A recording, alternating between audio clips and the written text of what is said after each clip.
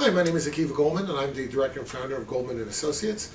Our firm has a primary focus on family law and family law issues, as well as criminal issues and injury-related work. If you have an interest in those items or have any questions, of course, please subscribe to our channel.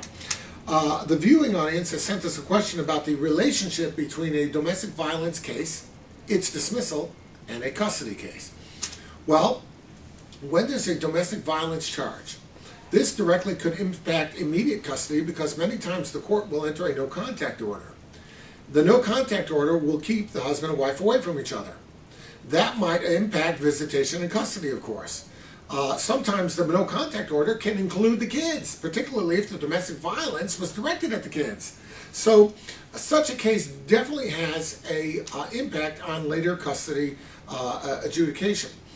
If the case is dismissed, however, if the court determines that there is no merit to it, the court dismisses the case, sets aside the no-contact order, then the impact on the custody arrangement will be as if it never happened. So the court will view that more likely than not as something that could have occurred but didn't, and will evaluate the custody based on the normal factors.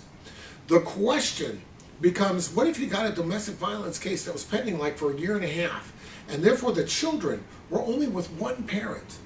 The question then becomes, if the case is ultimately dismissed, is that an establishment of a custodial environment such that that person should have a preference, in terms of getting custody?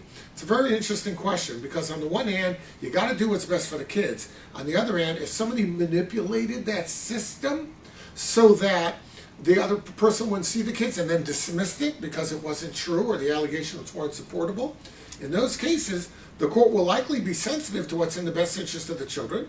The court will be sensitive to their psychological and other issues that may come up from not seeing one parent for a long time.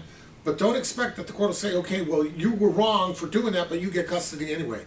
More likely than not, the court will start an immediate process of reintegration of the children into the life of the wronged parent so that the court can strike an appropriate custody balance. If you have any questions about that, of course, reach out to us, call now, and we'll be glad to help you and give you immediate guidance.